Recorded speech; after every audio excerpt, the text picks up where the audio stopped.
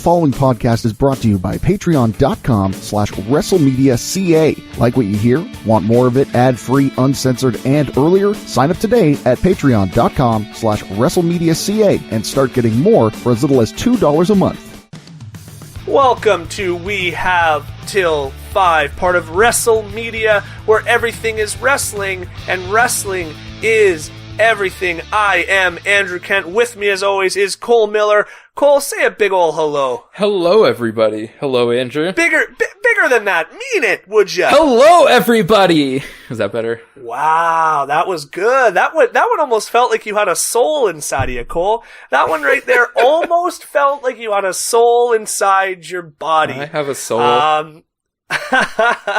How's just a quick check-in on Raptors fever in Toronto? Give us sort of a breakdown. We're one win away from the big championship. Actually, by the time y'all hear this, we might have won the actual whole thing. Or everybody's just in a heartbreak. So actually, let's not talk about Raptors Nation. Let's just There's no way that we assume... could have lost the whole thing by the time this comes out. Yes. No, there absolutely is a way that we could lose the whole thing. Couldn't No, we? when's the final game?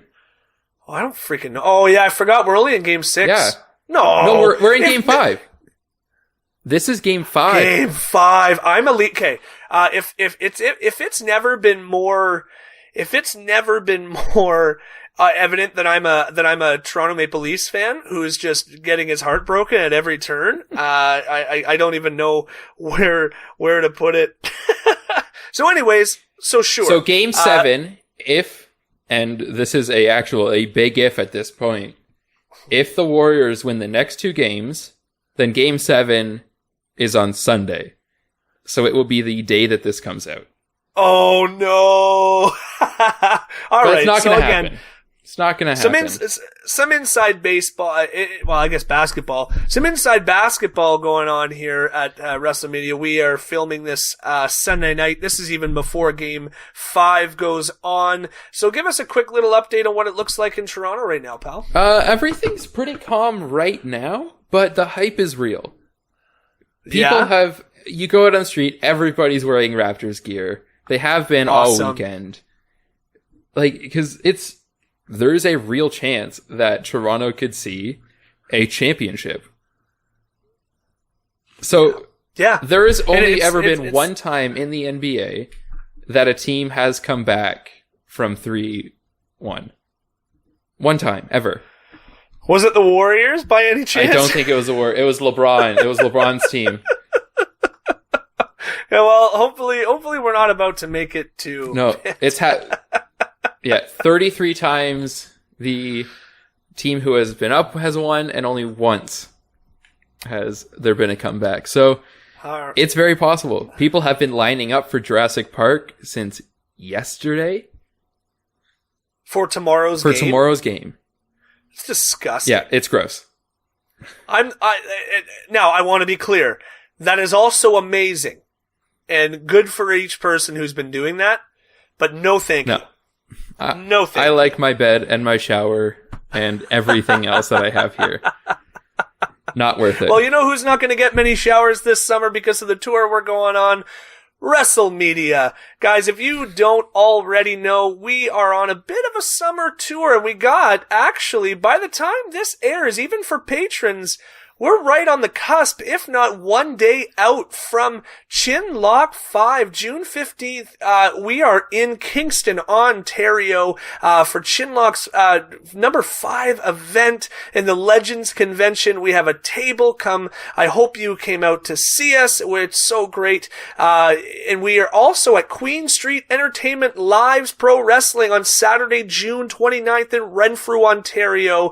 Guys, you can get these dates just like I'm seeing them now on my computer. Not only do I see Cole's beautiful face on the right side as we're video chatting this podcast, but I'm also looking right at WrestleMedia.ca, where you can sign up for our newsletter, you can read blogs, you can see host bios, you can see everything that you need to see. You can listen to the show right on the website. It's a tremendous tool, and we hope that you're using it.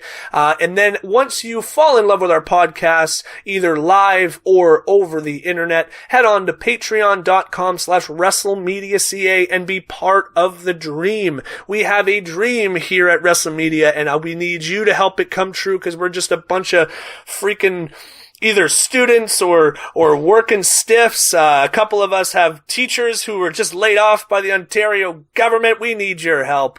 Head on to patreon.com/WrestleMedia.ca and become a patron for as little as $2 and as much as $20. If you are part of our $20 main event tier, you're going to get full access to complete Stretch Goal series right at launch, and we're going to binge mode that for you, plus bonus episodes, full extended, uncensored, ad-free podcasts, Patreon exclusive series like Quick Picks, Watch Along Wednesday, and even more. And we're even going to give you a shout out of the podcast of your choice. Listen, we always shout out Kevin Williams. That's for some reason, it's my personal favorite patron that we have. Thanks, Kevin. And I know it says one time, and I do it on every episode, so you might get lucky if you support the episode. Who knows? Maybe I'll shout you out on literally every single episode. And also, we have a piece of WrestleMedia merchandise for you. Guys, there is so much to see over at patreon.com/WrestleMedia.ca. Head on over there and check out what we got to offer. Put a couple ducats in the bucket and be part of the wrestling revolution. I'm still going to call it that. I know we don't call ourselves the Wrestling Show Network anymore, but I just love the wrestling revolution, so I'm going to hold on to it a little bit longer. Until Adam tells you to stop. Until I get the cease and desist? Absolutely. Cole, I've been talking long enough. It's my list this week. Tell them what we're talking about. We are talking about, what was it? The most lackluster championship runs? That's a way of putting it. The way that I kind of worded it in my brain, and I'm assuming this sort of showed up on the title, is 5 title reigns that left much to be desired. 5 disappointing title reigns. Lackluster. Not just lackluster, disappointing, whatever it is. That's what we're talking about this week. I want to be very clear about the inspiration of this episode. I was inspired by Johnny Wrestling's lackluster NXT Championship reign. But that being said, I am not disappointed that Adam Cole is champion. I'm really happy he's champion. I think he's going to do a great job. But I think Johnny Gargano could have done so much more as champion. Now, what we're kind of talking about in this list is that guys who could have really benefited from the title, who really just wore the championship as almost like a stopgap, or they were never taken seriously.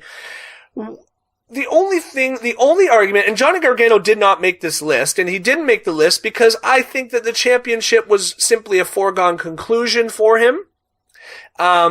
And it didn't necessarily elevate him in NXT. And he didn't need the title for 148 days or 400 days to elevate himself. So that's why he's the inspiration for this list, but he is not the epitome of this list in any way, shape, or form, nor was he even for a moment considered for this list. Plus that story is still going, so...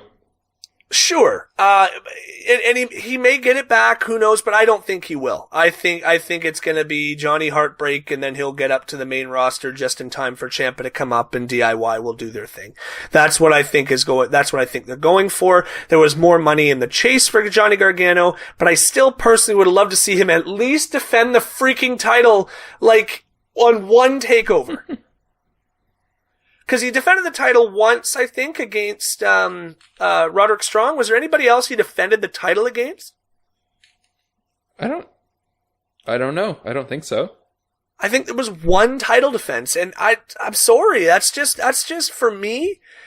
Johnny Gargano is going to go down as maybe the greatest NXT performer of all time, and he's going to have no claim to the throne of greatest NXT champion of all time. Or even North American champion. The guy has not done well with a title in NXT. Even the tag titles, I felt like they dropped a little quickly. But I might be remembering that one a little incorrectly. But anyways, what I kind of want to talk about is 5 opportunities I felt like the WWE had to really get a guy over and make him a big deal in the federation, and I think they kind of dropped the ball. Now, some of these guys obviously still made it. Some of these guys either had already made it and it was a bit of a lackluster run near the end. But either way, I think they all count. I'm going to start right with number 5, unless Cole, you have something else to say? No, let's get into it. All right, number 5 is such a topical guy right now. It's Dean Ambrose. And I felt like his WWE title run in June, from June 2016 to September 2016, I felt like that was I forget that Dean Ambrose was WWE champion. Yeah, it was utterly and completely forgettable. And if there's anyone out there who is wondering why Dean Ambrose would leave the WWE and give the Johnny Moxley character a rebirth on the Indies and in Japan, I think while he says it started in 17, I just can't, I can't imagine this not being a factor in his decision. Cole, you were watching around this time. What do you remember about Dean Ambrose WWE Championship reign? There wasn't a lot. I think it kind of felt like they put him in there because they had to. Yeah, like, I agree. He was over with the fans, and it was just like the next step for him. All of the other members of the Shield had held the title, and it was just like his time to take it, but the company never really trusted him with it. And also his character was garbage, so like it's... Yeah! His character was silly. He never felt like the WWE champion. Not once did he really ever feel like he was the guy, and that's going to be sort of like a theme throughout this list is when you give somebody the top title and then you don't allow him to really ever feel like a big deal in any way, shape, or form. I think it's just an absolute drop of the ball. I loved the way that they made him win the title. If I remember correctly, he won the Money in the Bank briefcase that night at Money in the Bank. Seth Rollins had wrestled Roman Reigns for the title, and oh gosh, who went over in that match? Who was the champion going in? Was it Seth Rollins champ? No, it was Roman Reigns champ going in, and Seth Rollins beat him, right? I believe so. I'm trying to look that up just as we speak, but then I'm pretty sure he then. So then Dean Ambrose came out and he cashed in the same night that he won the briefcase, and he came out the champion. So in one night, all 3 members of the Shield held the WWE title. And I think that's cool. I think that's an awesome story. It started out so promising for Dean Ambrose, the current Jon Moxley, but they dropped the ball completely on it. I remember absolutely nothing. I'm looking at his Wikipedia page as we speak, and none of it even sounds familiar. Yeah, it was an empty reign, and it didn't elevate anybody involved. So he won it at Money in the Bank and then lost it at SummerSlam. Yeah, they had that one triple threat match that now I'm sort of racking my brain and remembering. It was at Battleground 2016, where Dean Ambrose retained his title against Reigns and Rollins after pinning Roman Reigns. But it was like... That was it. He lost the title to AJ Styles at Backlash that year after, I think... Was it just Backlash? Backlash on September 11th. Okay, so after SummerSlam then. Yeah, right after SummerSlam. So, he defended the title against Dolph Ziggler. Like, who cares? So they had that sort of Shield clash for the title, which felt important at the start. And then, but it was like almost, he was a pawn. He was a pawn in that. I don't know why Dean Ambrose even had to be the champion in that Shield 3-way sort of drama. I just don't see it, and I feel like in the end it sort of hurt him because he has this title reign that really amounts to almost nothing except for a notch on his bedpost. Yeah, and he was over with the fans before that. Yeah. He was over in his journey to becoming champion. So I think they decided that it was time for him to take it. But once he got there, they're like, he's at the top now. What do we do with him? And I think you're so right about that. And it's a problem in the WWE's creative process. Everything makes sense for a short period of time. And it's like, okay, well, this makes sense. Yeah, well, Dean's over with the crowd. We're doing the Shield thing. Okay, awesome, fantastic. Let's run with that. But then as soon as that's over, it's like, Okay. Yep. So, okay, so that's it then. What do we do with him now? I don't know. Let him beat Ziggler because Ziggler doesn't matter, and then we'll just drop it to AJ. You know, that's awesome. Okay, yeah, sure, that's great. Thanks, Dean. Appreciate it. And I just feel like there could have been so much more. I felt like it could have elevated his character, and I feel like he could have done far more for himself and for the company if he had been given an opportunity to really shine. Yep. Yeah. Anything else to say about Dean Ambrose before I move on to number 4? No, just that, like, I don't know, it wasn't really his fault, it seemed. He had things going for him, and the company dropped the ball, I think. Totally. It was a bad mix of people, sorry. That's a better way of putting it. Yeah, no, I completely agree with you. So moving on to number 4 is one that you might not have a lot to add, and on. It did happen in 2001 to 2002, the early year. There it is when Chris Jericho defeated The Rock and Stone Cold in the same night to become the very first ever undisputed pro wrestling champion, unifying the WCW and WWE World Heavyweight Championships. And I will never forget this night. This felt like the biggest deal in the whole world. This felt important. This felt special. I was a big Jericho guy, even though he was the dastardly heel. And this felt important, and this felt like a changing of the guard. And it's something that Jericho, the character, still brags about to this day. I don't know if it'll ever come up in AEW, so who knows, but it's something that the character still boasts, at least when he's part of the WWE roster. And yet, I think, luckily, the hands of time have sort of wiped the next few months' slate clean, because Jericho, just like Dean Ambrose, and just like a couple of the other fellas built, on this list, he never, ever felt like the actual guy. It never felt like they actually gave him those belts. It felt like they gave him a little rub, they gave him a little muss of the hair, and they said, okay, pal, it's your turn. Go out there and turn some heads. And then they sort of just made him the goofy, jokey champion. They paired him up with maybe his greatest foil in Stephanie McMahon, and they made them partners instead, and the dynamic just did not work the same. And ultimately, he was a stopgap waiting for Triple H to come back and reclaim the throne in early 2002.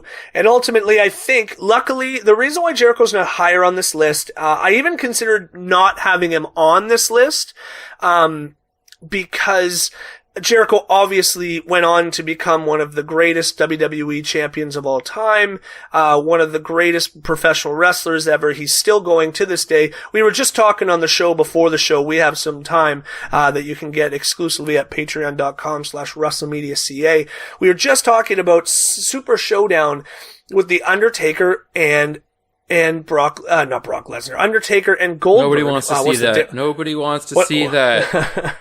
But anyway, we were talking about that and how those guys are they're in their 50s and they can't really do what they're doing. I was even reading on some of these lists that when Hulk Hogan had become champion again in 2002, he was pushing 50 and could hardly wrestle. It's like, Jericho's what? Is Jericho in his 50s Not or yet. is he 48? 48, I believe. He's like 48. Like, he's only 6 years younger than Undertaker and Goldberg, who went out there and made a farce of professional wrestling. And this guy is putting on pretty damn decent professional wrestling matches with some of the best young talent in the world over in AEW. He's about to go tear the house down with Hangman Adam Page, and he's gonna be the champion. He's gonna be the AEW World Champion. And you know what? That doesn't feel like pandering. That feels like a good idea. And this man is 48 years old. So, well, it's because he does DDP yoga, right? DDP is a friend of the show. We can welcome, we can plug DDPY on this show anytime you want. DDP, friend of the show. Thanks, DDP, for being a supporter of WrestleMedia. But Jericho is part of this list because I still think that it took him longer to get to the top than it should have, to really being not just a guy who held the title once. Because there's lots of guys who held the title once. Jack Swagger is a former champion. And Dolph Ziggler is a former champion. And these guys are not going to go down in history as champions who are of any merit. And if left to his own devices after this, if Jericho had not been one of the best performers of all time and really, able to transcend the business, this could have been a real folly for WWE, I think. Not booking him like the top guy who just beat two of the biggest stars, not just at the company at the time, but of all time. So, I think he deserves to be on this list. Luckily, he transcended that, and luckily he began to, get himself over in other ways and have successful title runs both in the tag and the singles division. This could have really derailed him because he did not look good as champion, and he got bowled over by Triple H at WrestleMania X8, and that could have been it for Jericho. And how new was he to the company at this point? He had been in the company, 2.5 years. He would have come in, I think it was August 99, and we're talking he won the title in December 01. So not that long then. No, not that long. So is this just a case of him being young and new and green and them trying something? Like, whose fault is this? Well, I think it's the same person whose fault it is that WWE's creative process is so lackluster now. Now, I think luckily they were in a boom period, but I think this was a drop in management. Now, the reason why it happens is that the WWE was so talent bloated at the time, and not the way that they are now, because the WWE, we've talked about it on this show before, I've talked about a lot on Forging the Future. The roster now is tremendously talented. I'm not taking anything away from them. But the star power on the roster in 2001, 2002 was unbelievable. Triple H, The Rock, Mankind, I guess Mick Foley, he was still in and out of the company at that point. Undertaker, Kane, Big Show, Chris Benoit, Eddie Guerrero, Kurt Angle, some of the greatest wrestlers of all time were part of the roster at this time. So there just wasn't room maybe for a Jericho at the time. But I think he went on to prove that, man, his career might have looked a little different a little earlier if they had booked him as the guy back then. But if they booked him as a guy, this is me not knowing much about what actually happened. Sure. Absolutely. Sometimes when people are given everything right off the bat, they aren't forced to actually try very hard for future endeavors. So maybe it's possible that he got it and then he was not satisfied, so he pushed harder and harder in order to get it back. And you know what? It's totally possible. But I think that's a crappy way to kind of do business. Yes, I agreed. Maybe it did push Jericho a little harder to try to ascend that mountain yet again in WWE. But I don't think he should have had to. I think that should have made him, and I don't think it made him. I think it just gave him, I think it gave him the tools for him to make himself later in his career. That's a good way. That's a good way of putting it. Number 3 is going to be, it's the only entry like this on this list. It's completely not the WWE's fault. It's completely, the performer's fault himself. We've talked about this guy on many wrestling show, on the wrestling show, on many of the other shows here on WrestleMedia. It's RVD and his very short WWE and ECW championship run from June 06 to July 06, just under a month. And for anybody who has been crawling out from under a rock, it was RVD's own recreational habits, let's say, that sort of drowned him on this one. And this RVD is one of the most popular wrestlers of all time. And when he won that title from John Cena at ECW One Night Stand 2006, it felt huge. It was big for the ECW product that they were trying to bring back at the time. It was huge for RVD personally as a performer. And then he goes out and he gets caught. Him and Sabu were driving, and they got all sorts of drugs in the car, and they're driving erratically. And I believe they were charged with, suspicion of mischief, or I might be thinking Shane Silent Bob, but at the end of the day, what's really the difference? And the WWE had no choice but to suspend him and strip him of the titles. Now, I don't know. It was at a time where the titles were going to be sort of played hot potato anyways. That was in the height of the Edge and John Cena feud, where they were basically, hot potatoing that title back and forth every, 30, 40, sometimes the only, 10 days. But RVD could have been the third wheel in that and really been and that, while neither man really held the title, I'm talking Edge and John Cena at this point, while neither one of them really held the title for any substantial amount of time, that goes down in history as one of the greatest feuds of all time, and people remember them as legendary WWE champions because of that feud. RVD could have been in on that. He could have been the third guy. Imagine Unforgiven 2005, Matthew Sucre, I'm talking directly to you right now. Imagine Unforgiven 2005 if that's a three-way ladder match, RVD versus Edge versus John Cena in Toronto for the WWE title. And that's the blow-off, the three-man blow-off. Am I allowed to say that on network? Careful. Is Adam gonna bleep me on that? Anyways, all jokes aside, this was a complete and utter missed opportunity. A professional blunder that RVD's WWE career never really totally recouped from. He was still as popular as ever, and he has no reason not to be popular.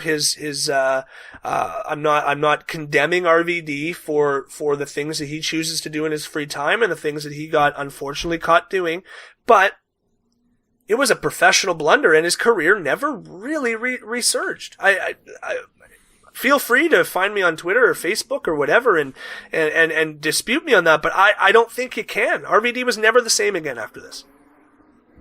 Yeah, drugs are bad, kids. Don't do drugs. You've heard it from both of us. Don't do drugs. You did not hear that from RVD. Or, it's legal in Canada now, so do whatever you want. Just don't get caught with a ridiculous amount. And, don't drive. Don't drive. Don't smoke and drive. Do not smoke and drive. So do you think, you said that they were kind of bouncing the titles around at this point. So do you even think it would have changed that much if he kept it? Okay. Yes. It would have changed his portion and his legacy. Because as of now, there's probably a ton of people who have no idea that RVD was ever world champion in WWE. Because he was champion from June 11th, 2006 to July 3rd, 06. It's a blip on the radar. It's 26 days. It's something, and it meant nothing. It ended up meaning nothing. He had to drop it. He didn't even have like a classic to drop it. He dropped it to, I think, Edge on Raw, because they just had to get the title off him because he was, suspended and he was going to court, and it was bad publicity for the company for their champion to have done that. And I think it would have changed. It wouldn't have changed. I think it would have made the feud better. I think it would have added a lot of heat to Edge, John Cena, their feud. And I think it would have made RVD an even bigger prolific star than he already was. He was already over with the crowd, but I'm not sure he's ever going to really go down in history as a true WWE legend because of what happened to him in that incident. And maybe I'm wrong. Maybe I'm overstating the importance of it, but I know that title run ended up meaning just about diddly squat because it was taken away from him far too soon. Yeah. Yeah. Practice safe marijuanaing, folks. Oh dear. Is that how all those kids say it? Man, I'm going marijuanaing tonight. Yeah, that's what the ads on TV say. There's okay, all right. All the billboards around Toronto say practice safe marijuanaing. All right. That's cool. Let's move past that. I'm trying, Adam. I'm sorry. Hey, this is a commercial for patreon.com/WrestleMedia.ca, where you can get early access to episodes of your favorite WrestleMedia shows, get full uncut and uncensored versions of your favorite shows, and more. Don't want to hear this commercial on your podcast anymore?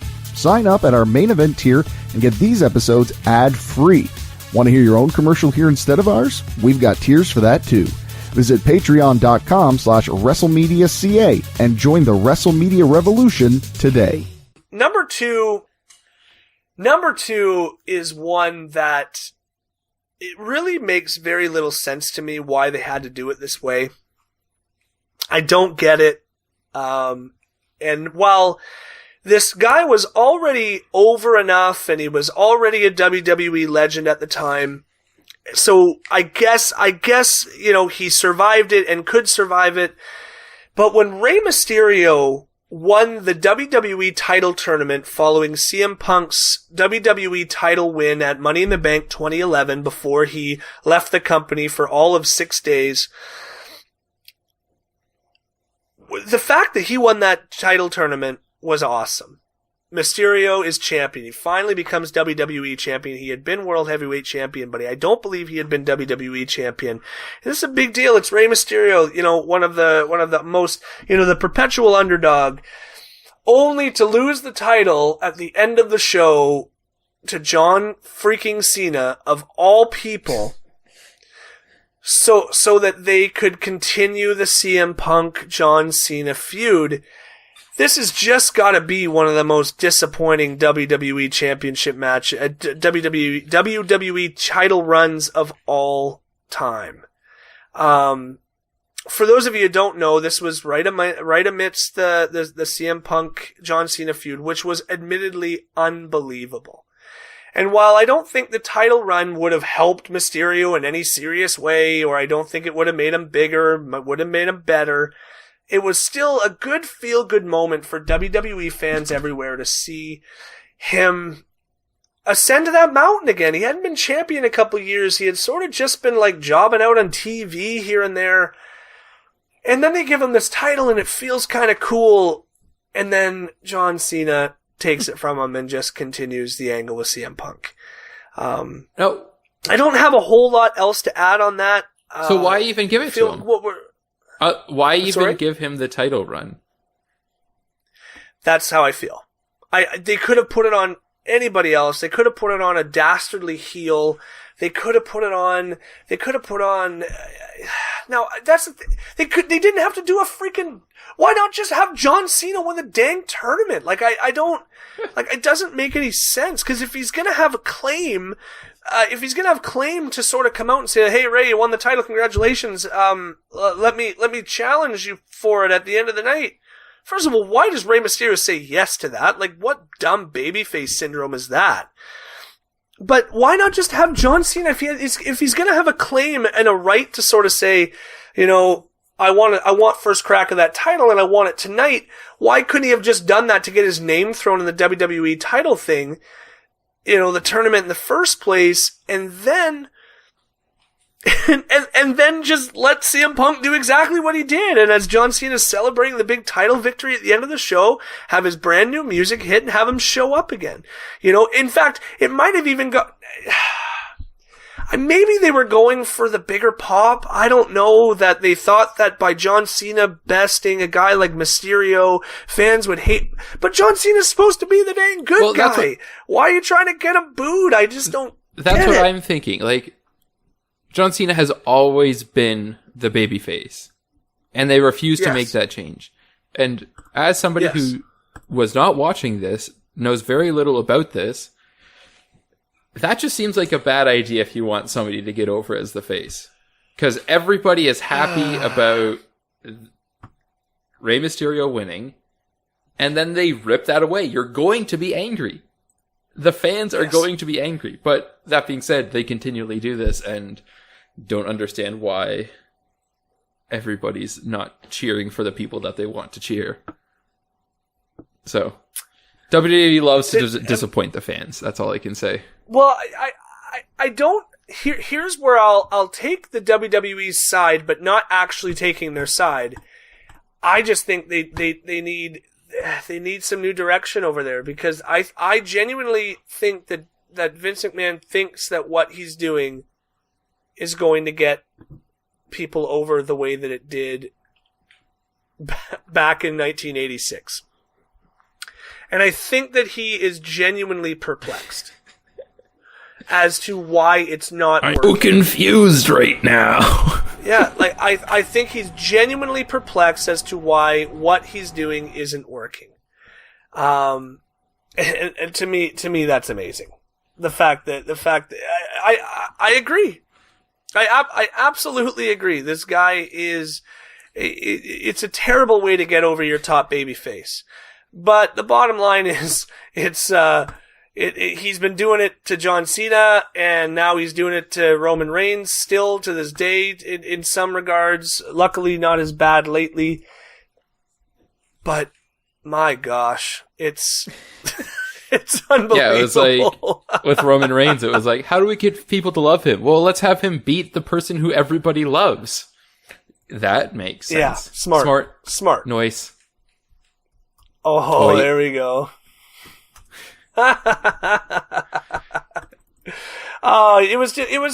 It just had no reason to go down that way.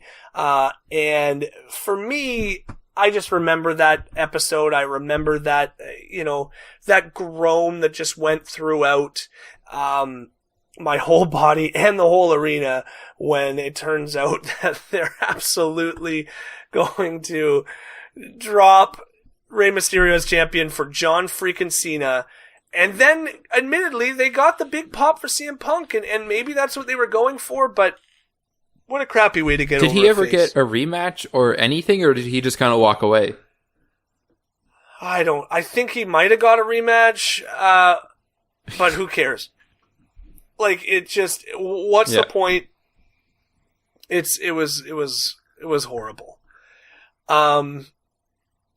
Number one, I think is a no-brainer for me personally, and I know it's a no-brainer for fellow WrestleMedia host Matt Sukram.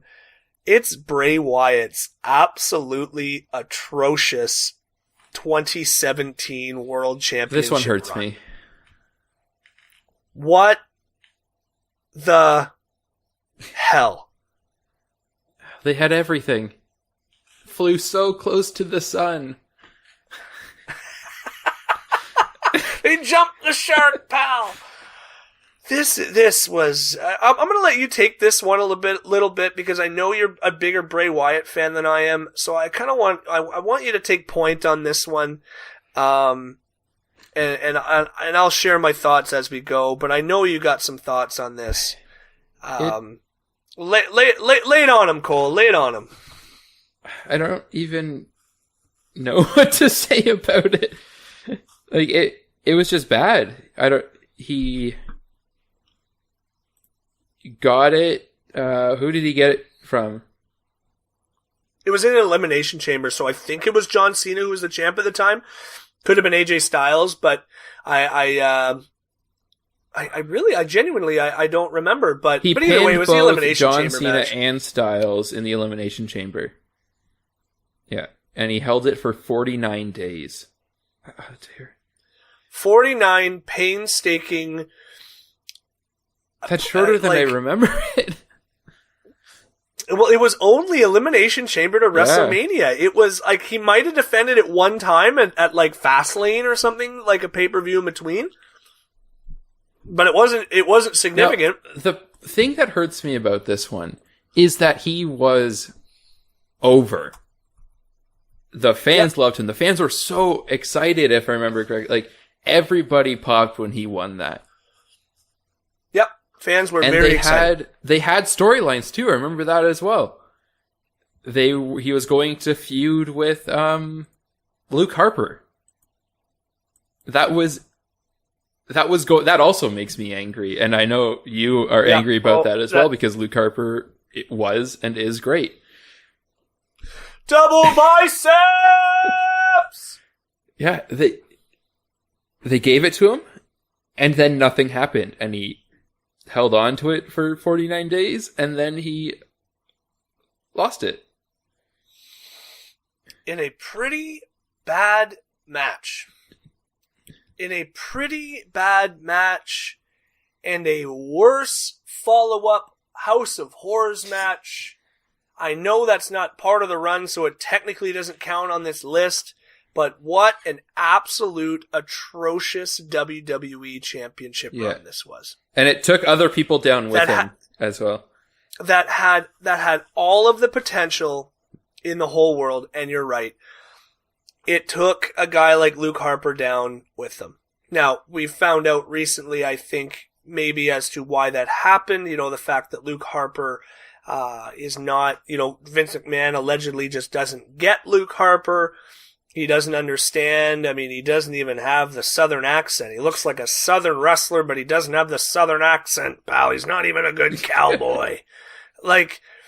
He just doesn't get him, and he must have not got him then. And of course, they had that, that botch. The AJ Styles and Luke Harper had that botch in the Battle Royal where they were both supposed to fall and hit the ground at the same time, and it was obvious that I think it was AJ Styles, or it was obvious that it was Luke Harper who hit the floor first. And sometimes when you're the top guy, you can make any mistake that you possibly want, and Vince McMahon will just leave you there. But if you're that guy who's just about to ascend to the top, you make that one mistake, and your foot slips off the rock, and you are finished. And I think that's what happened to Luke Harper. Now, I don't know if you can really attribute that to Bray Wyatt, the Bray Wyatt situation specifically, but I think Randy Orton versus Bray Wyatt versus Luke Harper at WrestleMania would have made a whole lot more sense. Yep. Yeah. It looked like that's what they were building for. Yeah, it could have worked. I would have rather just seen Bray Wyatt versus Luke Harper and not have Randy Orton in that, but one thing that everybody will soon find out about me is that I do not like Randy Orton. I don't get him, but that's a whole other thing. But yeah, he had it, and then he lost it, and then people forgot about it. Yeah, it hurt. It hurt a lot. It had so much potential. The character had so much potential. And just listen to any episode of The Wrestling Show if you want to hear Matt Sugram's thoughts on why this character is so great and why what the WWE has done with him has been so atrocious. But this was by far, to me, I thought that Bray had finally ascended to the top of that mountain. He was ready to become, not the next Undertaker, but the first Bray Wyatt. And the ball was just absolutely dropped. And Randy Orton rode a giant sperm to the ring. Oh, right. That was the sperm match. And the sperm match. Oh my gosh. That top five worst gimmick ideas made by Vince Russo in 2001. Oh, okay. But I'm just going to talk about that match for a second because I thought bring it on. The gimmick had potential. I actually liked the projections that they had. That was that match. You know what? I did too. It got a lot of heat. But I thought it had potential. But they just didn't use it correctly. If you wanted to use that, you have these projections of gross and disgusting and horrifying things, and you actually have them affect Randy Orton. You make it this supernatural, disgusting thing. Instead, you just had these things appeared. Bray Wyatt did his really creepy sister, his crawling backwards thing, which makes me want to throw up. Nobody should bend that way, especially a person his size. It just shouldn't happen.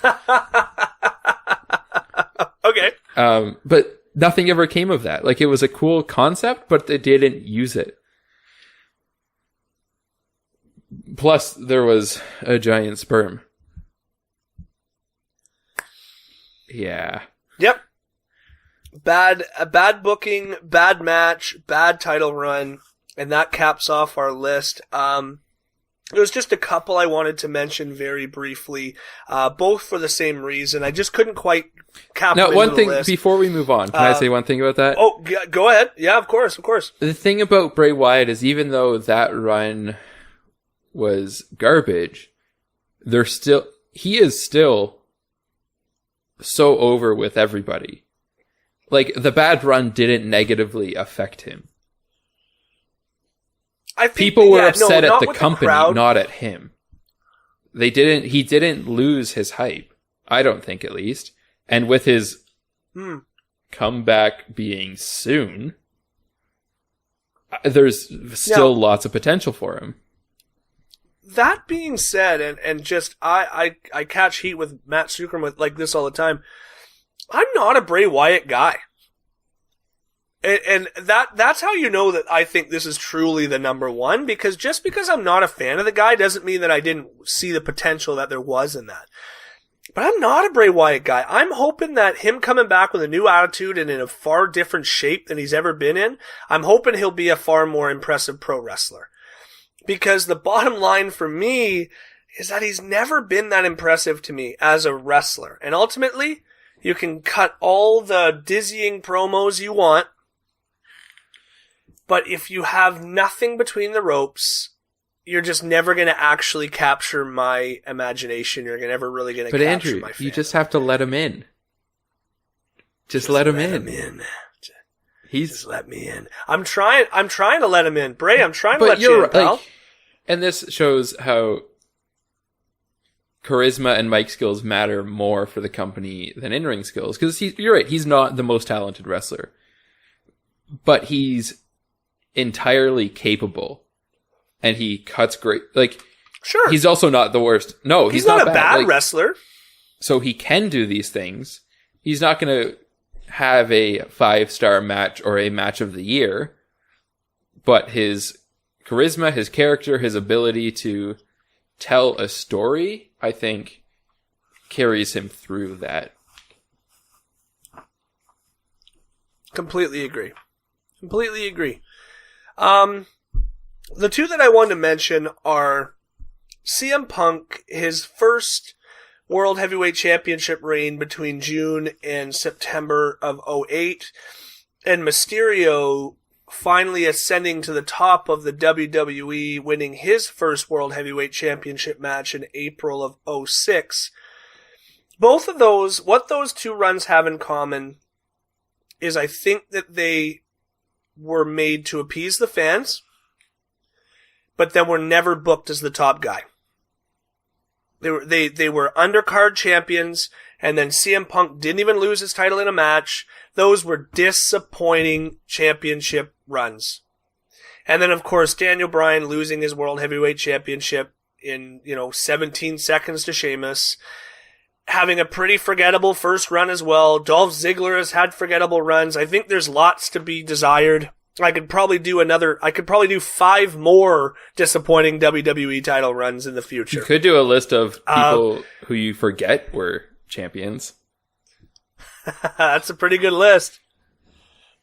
Cole, speaking of next week's list, what are we talking about? Well, building off of what you said of RVD, we're going to be talking about the top 5 superstar implosions. So this is going to be a list of... What the heck does that mean? It's people who imploded. That's it. That's all you get. No. Yeah, physically imploded. Only John Cena did that. No, he exploded. That's another thing. Top 5 wrestlers who crapped under the ring. No. So this is going to be a list of... That can be a list at some point, and I think it should be. Yep, you ever seen Xavier Woods puke in the middle of the ring? I think we need to do this. Such a good list. We'll top 5 that'll be a bodily Patreon exclusive list. All right, shut up. Tell us about next week. So, this is going to be a list of people who had everything at their fingertips, but then as a result of their own stupidity, arrogance, dumb decisions, had everything taken away from them. And I'm trying to decide if it's going to be people who were then fired from the company or if it's just implosions. That's all right. We'll get to that for next week. Still have time. But we do have time, yeah. Yeah, so I think there are a lot of people who are so close. I think you're right, and we'll get into that next week. Guys, I hope that by the time you listen to this, you had a chance to come see us at Chinlock 5 in Kingston. We'll see you also in Renfrew the following week. Guys, thank you so much for listening to We Have Some... this is We Have Till 5, not We Have Some Time. Here I am thanking the fans and getting the freaking show wrong. Thanks for listening to We Have Some... did it again. Is there a blooper reel? Is there a blooper reel that I can do? Yeah, just take it over. Yeah, take it over. Thank you all Break for the hole, listening to We Have Till 5. That would have been so funny if you screwed that up. Have you ever seen that video where the old couple are trying to do the they're trying to say like an ad for a restaurant, and the guy keeps getting it wrong, and his wife is getting so frustrated, and then they're like, fine, just do the line, and then she screws it up the first time. Anyways, you keep going. You're doing so now good. That I hope you you mess it up. Crushed my run. And for the top 5 lackluster runs, we're breaking the hold. Not bad. I tried. I got there. Send us off. I'm done. Thanks for listening, everyone. See you next week. This has been a presentation of WrestleMedia, where everything is wrestling and wrestling is everything. Here's what you're missing out on right now over at patreon.com/WrestleMedia.ca. I didn't watch the match, because I won't, but I did watch the highlights and the clips of all of the botches, which is pretty much the entire match, to be fair. Yeah. And then I also have since seen the tweets released by both wrestlers, and it's a giant mess. Want more? Sign up now at patreon.com/WrestleMedia.ca.